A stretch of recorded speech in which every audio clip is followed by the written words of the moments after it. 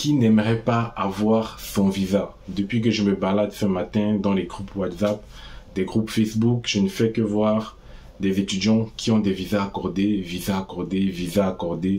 Tout le monde, je pense que cette année, ça sera une année vraiment remplie de visas accordés. Et pour cela, bien évidemment, pour avoir son visa, il y a des conditions à respecter. Et donc, on va en parler dans la vidéo parce que je vais vous donner les 3 astuces à mettre en place si vous voulez avoir votre visa, si vous voulez également faire des publications dans les groupes et mettre visa accordé, eh bien, respectez les 3 conditions que je vais vous dire tout de suite. Et surtout, avant de commencer, abonnez-vous pour le soutien, c'est gratuit. Donc, n'hésitez pas à vous abonner, à mettre un petit pouce bleu, et puis on commence avec la vidéo.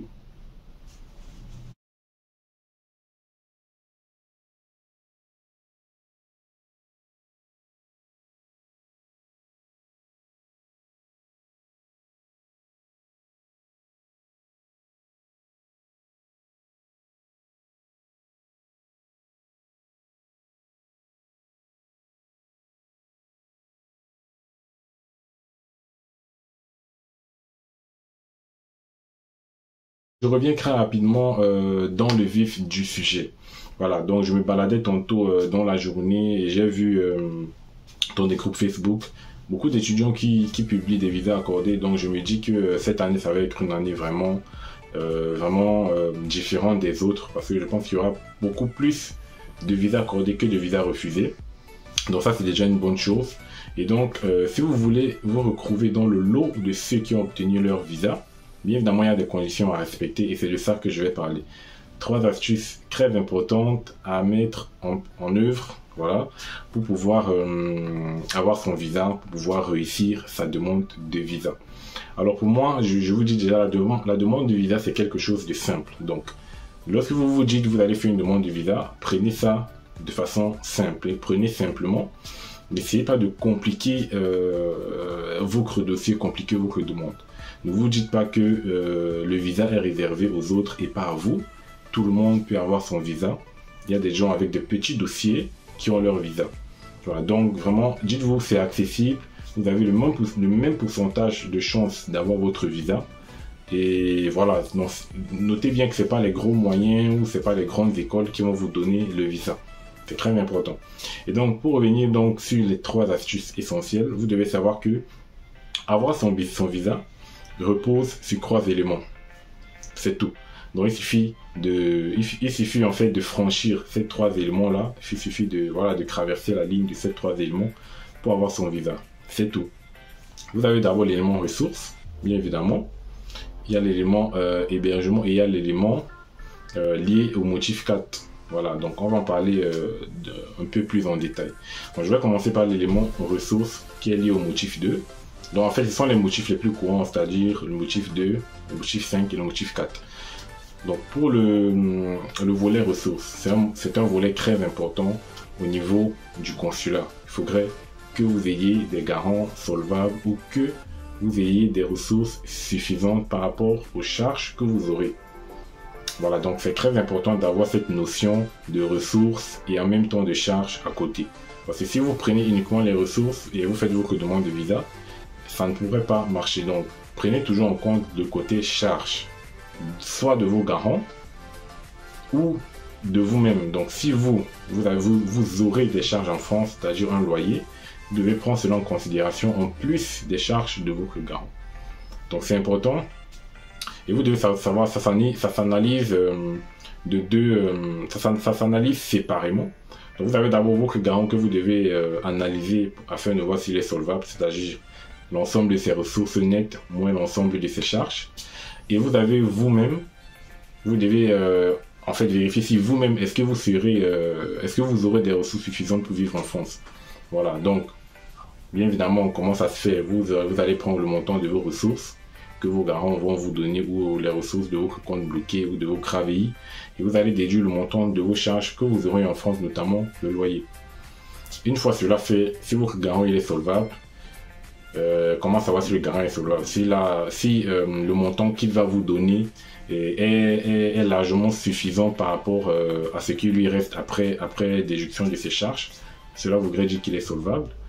Et si il vous reste au moins 200 à 150 euros, disons 200 à 170 euros, après avoir déduit votre loyer, vous êtes également vous-même, vous aurez des ressources suffisantes.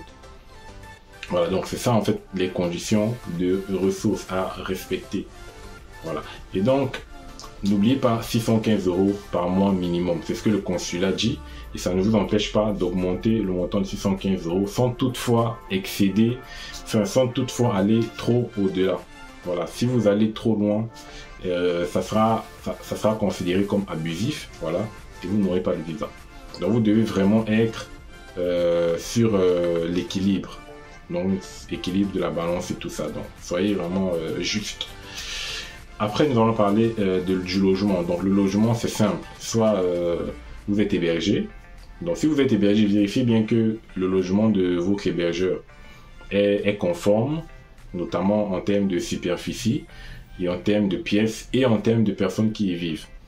Voilà, donc vous devez prendre en compte ces trois paramètres. La superficie, le nombre de personnes qui vivent dans le logement, et voilà, je ne me rappelle plus du 3. Donc, en gros, la superficie, c'est le nombre de personnes qui vivent dans le logement.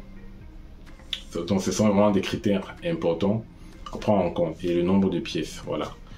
Et donc, vous devez savoir que 9 mètres carrés correspond au logement d'une personne en France. Donc, mais vous avez des logements qui sont petits, mais qui peuvent avoir 2 pièces. Bon, là, c'est différent.